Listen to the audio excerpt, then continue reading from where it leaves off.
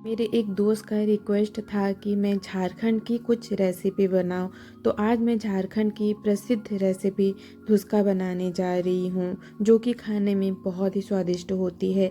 और साथ ही मैं चने आलू की सब्जी बनाने वाली हूं। इन दोनों का कॉम्बिनेशन बहुत ही स्वादिष्ट होता है और बनाना भी बहुत आसान होता है। तो इसके लिए हमें कुछ तैयारी पहले से ही करके रखनी होती है। तो यहाँ पर मैंने 1 कटोरी चावल, आधी कटोरी चना दाल और 1/4 कप उड़द दाल को एक रात पहले ही भिगो के रख दिया था। और उसे अच्छे से धो के हमें रात भर भिगो लेना है। अगर आपके पास टाइम नहीं है तो 3 से 4 घंटे भी भिगो लेंगे तो भी काफ़ी है। उसे अच्छे से धो के मैंने पानी में भिगो के रख दिया था। यहाँ पर हम चने आलू की भी सब्जी बना रहे हैं, तो यहाँ पर मैंने चने को भी रात को ही भिगो दिया था, क्योंकि चने को भीगने के लिए थोड़ा टाइम चाहिए। तो यहाँ पर मैंने चने को बहुत ही अच्छे से धो लिया है और अच्छे से पानी डालकर भीगने के लिए रख दिया है। तो नेक्स्ट डे मॉर्निंग दाल और चावल बहुत ही अच्छे से भीग चुकी है। इसे अब हमें धो लेना है और पीस लेना है। बहुत ही बारीक पीसना है, दरदरा हमें नहीं पीसना है। अगर आपको मेरी रेसिपी अच्छी लगती है तो please like, comment and subscribe करना बिल्कुल भी ना भूलें। तो यहाँ पर मैंने दाल और चावल को बहुत ही अच्छे से पीस लिया है।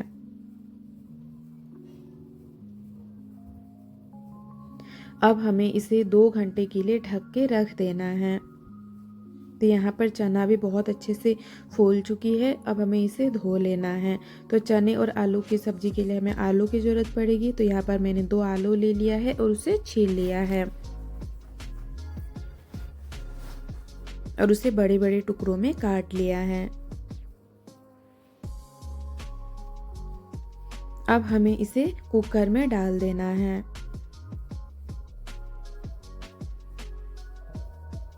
अब हमें पानी डाल देना है और मैंने यहाँ पर छोटे चम्मच के 1.5 चम्मच नमक डाल दिया है। आप चाहे तो यहीं पर हल्दी भी डाल सकते हैं, लेकिन मैंने हल्दी नहीं डाला है। हल्दी का प्रयोग मैं बाद में करूँगी। और इसे कम से कम 7 से 8 सीटी आने तक अच्छे से कुक कर लेना है।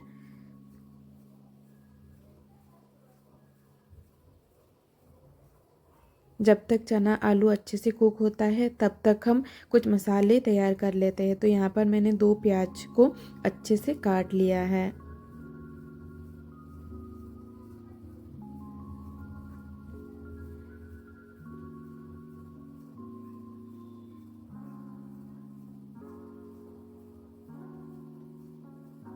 तो यहाँ पर कुकर में भी सीटी आना शुरू हो चुकी है।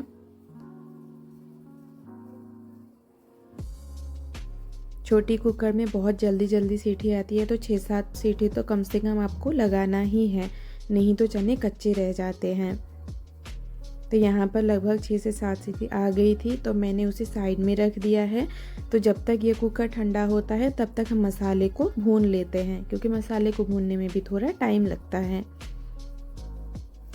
तो यहाँ पर मैंने कढ़ाई को गर्म होने के लिए रख दिया था और 2 चम्मच बड़ी तेल डाल दिया है। मैं यहाँ पर सरसों के तेल का प्रयोग कर रही हूँ। जब तेल गर्म हो जाए तो जीरा डाल देना है और जब जीरा चटकता है तो हमने जो प्याज को काट के रखा था उसे डालकर अच्छे से भून लेना है।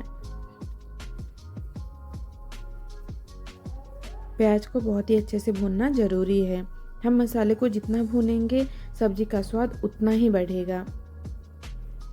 तो यहाँ पर प्याज बहुत ही अच्छे से भून चुकी थी। तो यहाँ पर मैंने 1 बड़ी चम्मच अदरक और लहसुन का पेस्ट डाल दिया है।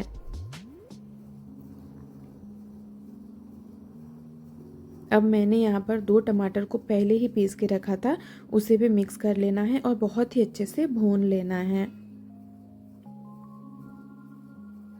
यहाँ पर कुछ बेसिक मसाले जैसे हल्दी, जीरा पाउडर, धनिया पाउडर, लाल मिर्च का पाउडर डाल के हमें मिक्स कर लेना है और अच्छे से भून लेना है।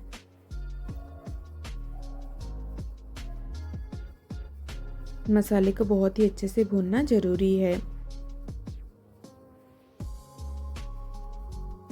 जब मसाले बहुत ही अच्छे से भून जाए तभी हमें आलू और चने को डालना है। तो यहाँ पर मसाले बहुत अच्छे से भून चुकी थी, तो हमने जो आलू और चने को बॉईल करके रखा था उसे डाल देना है और जो आलू है उसे तोड़ लेना है। हमें पूरा मैश नहीं करना है, बस आलू को बीच से तोड़ देना है। और यहाँ पर मैंने धनिया के पत्ते डाल दिए हैं और एक बार मिक्स कर लिया है। और 1 छोटी चम्मच यहाँ पर मैं गरम मसाला पाउडर डाल रही हूँ। अब हमें सिर्फ 2 मिनट ही और कुक करना है। यह लगभग बनकर तैयार हो चुकी है। तो देखिए कलर भी कितना सुंदर आया है और दिखने में ही इतनी स्वादिष्ट लग रही है और खाने में भी बहुत स्वादिष्ट बनकर तैयार हुई थी। तो यहाँ पर लगभग 2 घंटे भी हो चुके थे, तो हमारा यह बैटर बिल्कुल तैयार हो चुका था। हमें बहुत ज़्यादा पतला भी बैटर नहीं बनाना है। तो इस बैटर में कुछ बेसिक मसाले जैसे नमक, हल्दी पाउडर, धनिया पाउडर, चाट मसाला और यहाँ पर मैं थोड़ा सा हींग डाल रही हूँ और इन सभी चीज़ों को मिक्स कर रही हूँ। आप चाहे तो यहाँ पर जीरा या फिर धनिया को काट के भी डाल सकते हैं। मैं सिंपल तरीके से ही बना रही हूँ।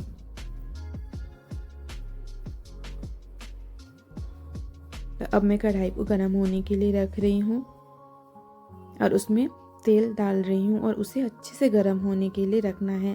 तेल गर्म हुआ है कि नहीं उसे चेक करने के लिए मैंने थोड़ा सा बैटर डाल दिया है।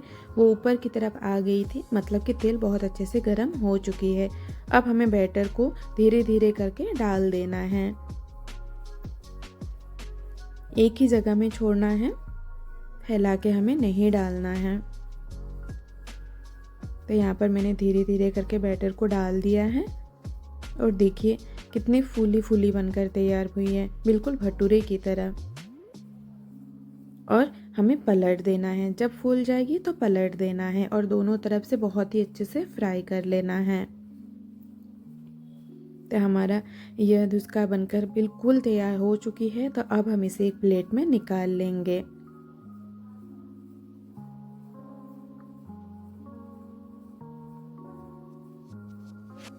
इसको पकने में थोड़ा टाइम लगता है क्योंकि ये दाल और चावल से बनी होती है, तो अंदर तक पकने में थोड़ा सा टाइम लग जाता है। तो यहाँ पर मैंने धीरे धीरे करके सभी धुसके को बहुत ही अच्छे से पका लिया है।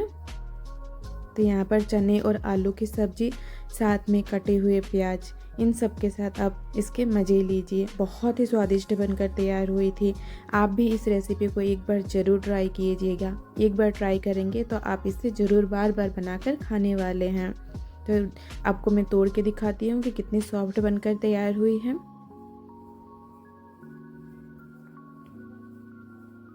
तो देखिए दिखने में ही स्वादिष्ट लग रही है। Thank you.